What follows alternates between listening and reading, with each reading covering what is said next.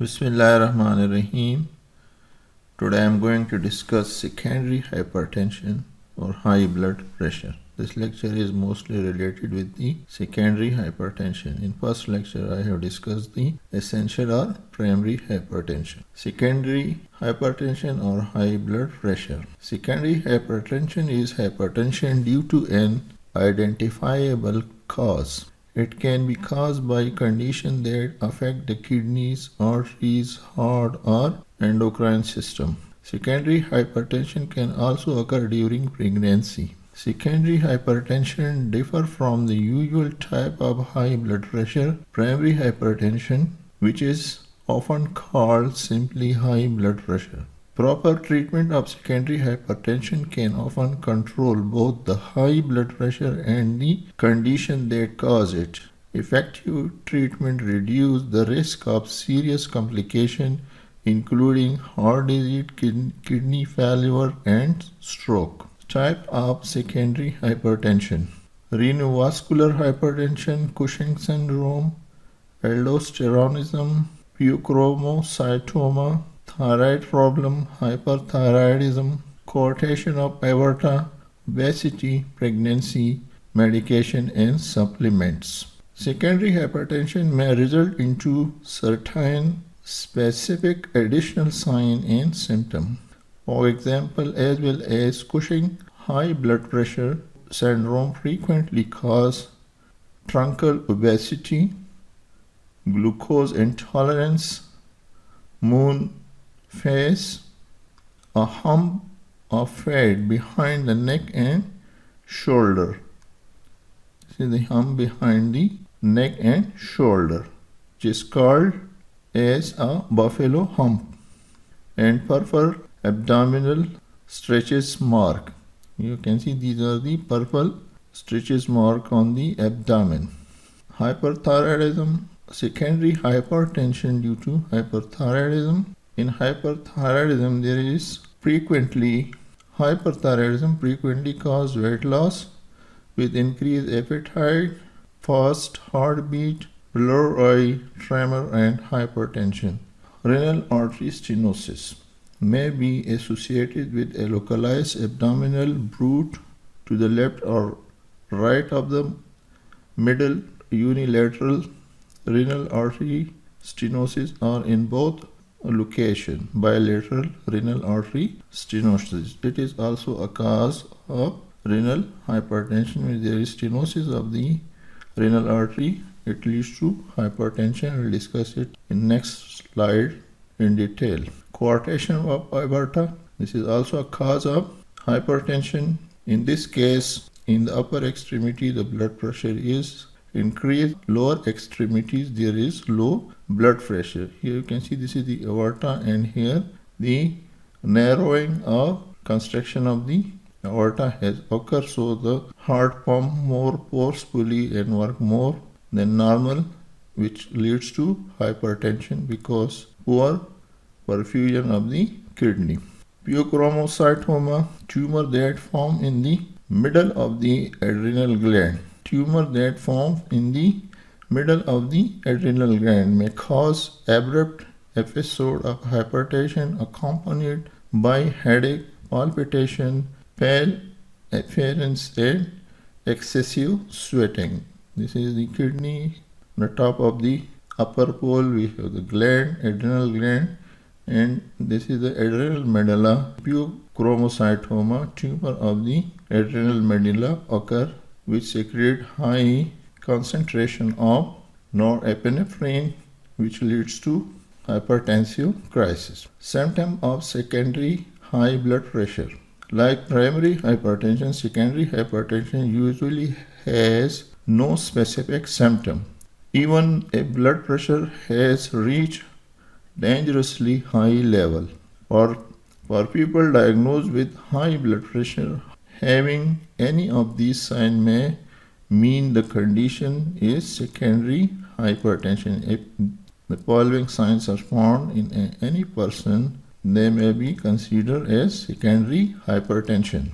High blood pressure that doesn't respond to blood pressure medication, resistant hypertension. If a person is taking antihypertensive drug, and it was controlled previously, and now the hypertension or the high blood pressure is not responding to these medication, it will be considered secondary hypertension.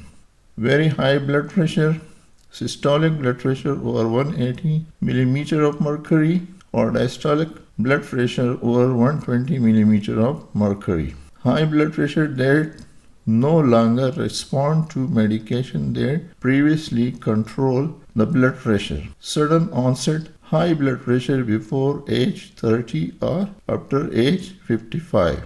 If a person is normotensive and he develops sudden hypertension at age 30 or after age 55, this will be considered as secondary hypertension. No family history of high blood pressure and no obesity. Causes of secondary hypertension. Many health conditions can cause secondary hypertension. Severe kidney disease may cause secondary hypertension. Include diabetes complication, diabetic nephropathy. Diabetes can damage the kidney filtering system, which can lead to high blood pressure. Polycystic kidney disease. In this inherent conditions, cysts in the kidney interfere with the kidney function and can raise blood pressure. Glomerular disease. Kidney remove waste and sodium using tiny filters called glomeruli. In glomerular disease, these filters become swollen. This may raise blood pressure. Complication of secondary high blood pressure. Secondary hypertension can worsen the underlying medical condition that's causing the high blood pressure. Without treatment, secondary hypertension can lead to other health problems such as damage to arteries. This can result in hardening and thickening of the arteries, which is called atherosclerosis, which can lead to heart attack, stroke, or other complication. Aneurysm. Increased blood pressure can cause blood vessel to weaken and bulge, forming an aneurysm. Dilatation of the vessel is called at particular area. In particular area is called aneurysm. If an aneurysm rupture, it can be life-threatening. Heart failure. To pump blood against the higher pressure in the vessel, the heart muscle thicken. Eventually, the thickened muscle may have a harder time pumping enough blood to meet the body need, which can lead to heart failure. Complication of secondary high blood pressure. Weakened and narrow blood vessel in the kidney. This can prevent the kidney from working properly. Thickened, narrow, or torn blood vessel in the eye. This can result in vision loss. Metabolic syndrome. This syndrome is a cluster of disorder of the body's metabolism, including increased waist circumference, high triglycerides, low high-density lipoprotein, HDL, cholesterol, which are called the good cholesterol, high blood pressure, and high insulin level. High blood pressure more likely to have other component of metabolic syndrome. The more component you have, the greater your risk of developing diabetes, heart disease, or stroke. Trouble with memory or understanding. Uncontrolled high blood pressure also may affect ability to think, remember, and learn. Trouble with memory or understanding concept is more common in people who have high blood pressure. Causes of renovascular hypertension. The cause of renovascular hypertension is consistent with any narrowing or blockage of blood supply to the renal organ, renal artery stenosis. Blockage of the renal artery is called renal artery stenosis. As a consequence of this condition, the renal organs release hormone that indicate to the body to maintain the high amount of sodium and water, which in turn cause blood pressure to rise. Factors that may contribute are diabetes, high cholesterol, advanced age. Also of important is that a unilateral condition is sufficient to cause renovascular hypertension. Etiology of renovascular hypertension. This type of blood pressure is caused by narrowing or stenosis of one or these vessels which are leading to the kidney become narrow. Renovascular hypertension is often caused by the same type of fatty plug that can damage the coronary artery, atherosclerosis, or a separate condition in which the muscle and fibrous tissue of the renal artery wall thicken and harden into a ring, fibromuscular dysplasia, which causes a low perfusion pressure that is detected by the juxtaglomerular apparatus via the macula densa cell, which act as baroreceptor located on the apparent arteriole wall. Juxtaglomerular apparatus is an apparatus consisting of a couple of cells of glomerulus, distal tubule, and apparent and efferent arteriole. Its involvement in maintaining the glomerular filtration rate within the kidney. The juxtaglomerular apparatus is composed of some cell of glomerulus, part of the distal tubule, and apparent and efferent arteriole. JAGA is found to be located in a very specialized region of a nephron where the apparent arteriole and also the distal convoluting tubule are in direct contact with one another. This is the Bowman capsule. Here the proximal tubule and these are the distal convoluting tubule. In front of this apparatus, when this convoluting tubule passes in front of the Bowman capsule, there is a structure which is called juxtaglomerular apparatus, which contains cells from the proximal tubules, from the glomerulus, and apparent arterioles. Juxtaglomerular apparatus consists of certain specialized cells of afferent arterioles. These cells are referred to as juxtaglomerular cell, and that they contain the enzyme renin, which will sense vital sign. Macula densa, glomerular cell, and mesangial cell. The juxtaglomerular cell, they contain the granules, and in these granules we have renin. When there is hypoperfusion of the kidney, these cells release this renin, and in further renin which cause or lead to secondary hypertension. Renin-angiotensin mechanism. When the renal perfusion is decreased, when the blood supply to the kidney is decreased, this leads to renin secretion that cause the angiotensinogen conversion to angiotensinogen 1. Angiotensinogen is secreted by the liver, and renin is secreted by the kidney when there is hypoperfusion or perfusion of the kidney is decreased. So it releases renin and it acts on the angiotensinogen and convert it into angiotensinogen 1. This angiotensinogen is then transported by the blood to the lungs where an enzyme which is called angiotensin converting enzyme ACE. This ACE converts angiotensin 1 into angiotensin 2. This angiotensin 2 acts on the blood vessel and cause vasoconstriction and on proximal tubules and act on the adrenal gland. Aldosterone, which act on the proximal tubule and cause reabsorption of the sodium and water.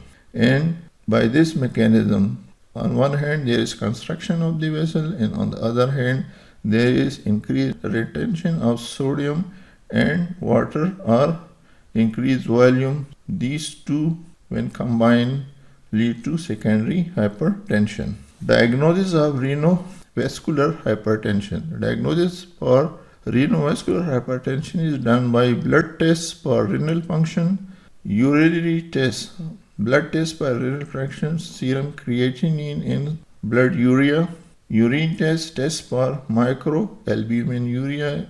It shows that if there is any damage in the glomeruli, serology to exclude systemic lupus erythematosus, and lipid profile because high lipidemia cause atherosclerosis, urine analysis to exclude presence of red blood cell, treatment of renovascular hypertension.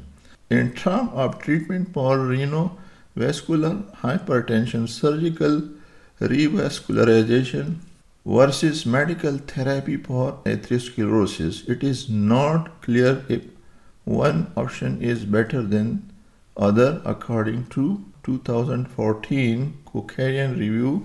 Balloon angioplasty did show a small improvement in blood pressure. Surgery can induce percutaneous surgical revascularization and also nephrectomy or autotransplantation, and individual may be given beta adrenergic blocker. Early therapeutic intervention is important if ischemic nephropathy is to be prevented. Inpatient care is necessary for management of hypertensive urgencies. Quick intervention is required to prevent further damage to the kidney. Prognosis. The prognosis of individual with renovascular hypertension is not easy to determine. Those with atherosclerotic renal artery disease have a high risk of mortality. Furthermore, those who also have renal dysfunction have a high mortality risk. However, the majority of renovascular disease can be improved with surgery.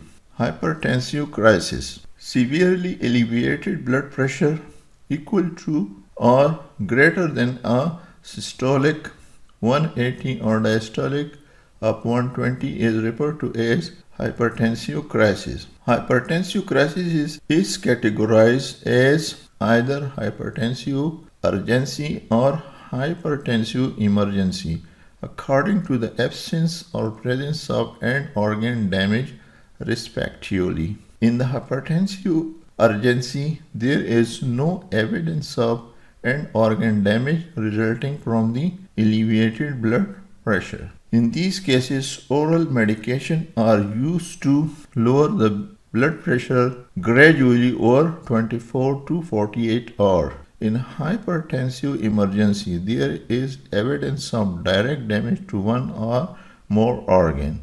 The most affected organs include the brain, kidney, heart, and lung, producing symptoms which may include confusion, drowsiness, chest pain, and breathlessness. In hypertensive emergency, the blood pressure must be reduced more rapidly to stop ongoing organ damage. Fibromuscular dysplasia.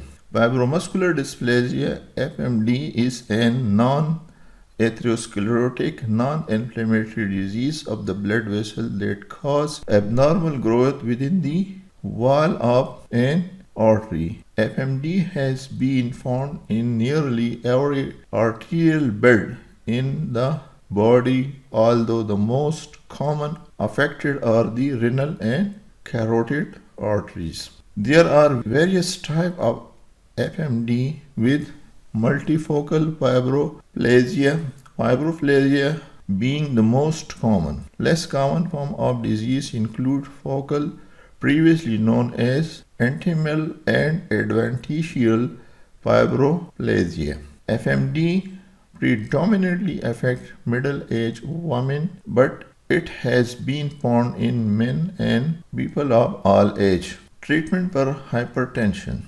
Numerous medications are available to help manage hypertension. A doctor may prescribe a combination of medication.